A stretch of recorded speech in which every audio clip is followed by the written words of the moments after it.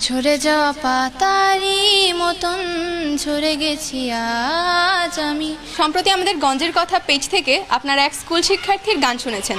আমরা আপনাদের ব্যাপক সাড়া পেয়েছি। আজ আমরা আবার এসেছি সেই স্কুল শিক্ষার্থীর কাছে আপনাদের জানাতে এই স্কুল শিক্ষার্থীর এত সুন্দর গানের পেছনের রহস্য। কেমন আছো আপু?